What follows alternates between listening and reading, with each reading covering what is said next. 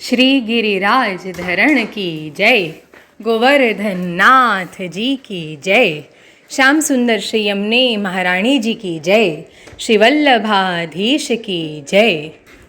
अब श्री आचार्य जी महाप्रभुन के सेवक सुतार खाती घर को काम करतो सो अडेल में रहतो, तिनकी वार्ता को भाव कहते।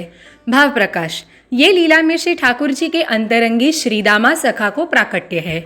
श्री स्वामी जी श्री दामोदर जी जो लीला करें ता को अनुभव करें, सो श्री स्वामी जी को श्रीदामा भाई लगे।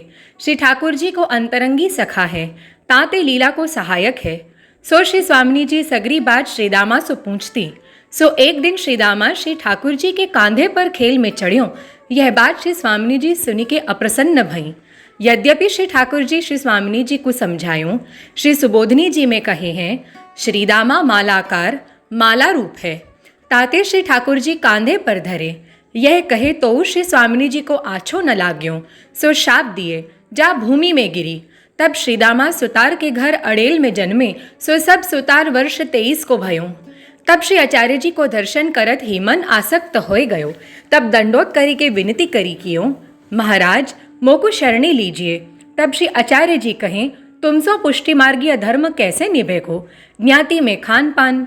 तब सुतार ने विनती करी, महाराज मोको घर सो काम कहाँ, मैं तो आपके पास बैठ्यो आपके दर्शन करूँगो, आप बिना एक क्षण मोसो रहो नहीं जात।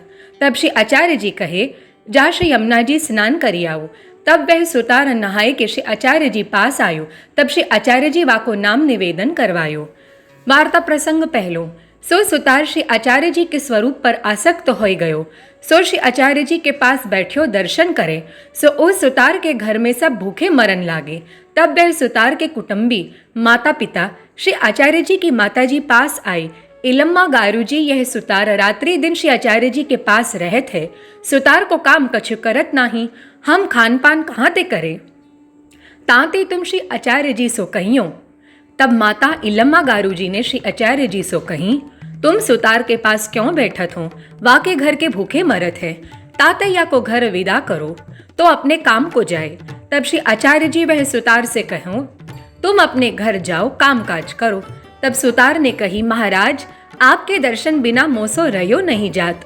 तब आचार्य जी कहे, हमारी माता जी खीजत है, ताते तुम घर जाओ काम काज करो अपनो, हम तेरे पास आवेंगे। तब वह सुतार दंडोत करी घर में आए कामकाज करे, परंतु मन श्री आचार्य जी में, जो कब पधारेंगे कब मोको दर्शन होएगो। सो वह सुतार की आरती प्रीति जानी आप वाके पास पधारे। तब कामकाज छोड़ी श्री आचार्य जी सो वार्ता करन लाग्यो। सो नित्य ऐसे करे। तब वह सुतार के घर के फैरी इल्लम्मा गारू माता जी सो आए कहे, जो श्री आचार्य जी सुतार पास जाए बैठे थे। तब वह कामकाज छोड़ी के वार्ता करत है, ताते तुम श्री आचार्य जी सो कहियो। तब इल्लम्मा गारू जी ने कही, तुम सुतार के घर क्यों जात हो, या बात में आछो नहीं, सुतार पास मत बैठो। तब श्री आचार्य जी कहे, जो ऐसे ही करेंगे।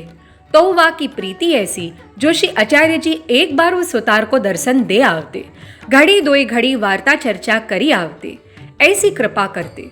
भाव प्रकाश या में अभिप्राय यह, पहले वा को सरनी लिए पास बैठारी वार्ता करी, वा को मन स्वरूप में लगायो, परंतु विरह बिना रस हृदयारूढ़ होए नहीं।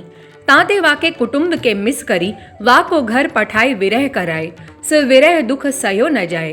ताते आप पधारते वहाँ बैठते, फेरी वाके कुटुंब के मिस एक घड़ी दो घड़ी बैठते, पाछे आपको पृथ्वी परिक्रमा पधारनो है, वा को ऐसे ही छोड़ी जाए तो विरह दुख करी व्याकुल होए।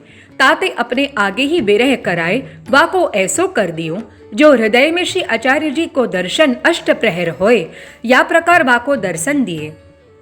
जैसे ब्रज में श्री ठाकुर जी प्रकटे, तब ब्रज भक्तन को दर्शन दे प्रेम बढ़ाए, सो ऐसो प्रेम बढ़्यो, जो पलक की ओट युग सम बीते।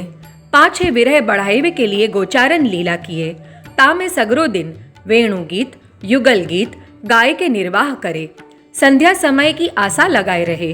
पाछे मथुरा पधारिवे के मिस रात्रि दिन को विरह दिए, परंतु इतनो संतोष जो मथुरा पास ही में है, अब आवेंगे।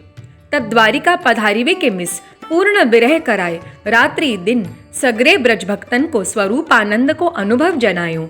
तैसे ही कृपा करी उस सुतार को पूर्ण विरह कराए, हृदय में स्वरूपानंद को अनुभव कराए। तब वह सुतार की बाहिर दृष्टि हती, सो भीतर की दृष्टि सो घर में मगन रह्यो। पाछे आप पृथ्वी परिक्रमा को पधारे। सो वह सुतार ऐसो कृपा पात्र भगवदीय हतो, ताते वार्ता अनिर्वचनीय है, सो प्रकाश नाही किए। श्रीवल्लभाधीश की जय।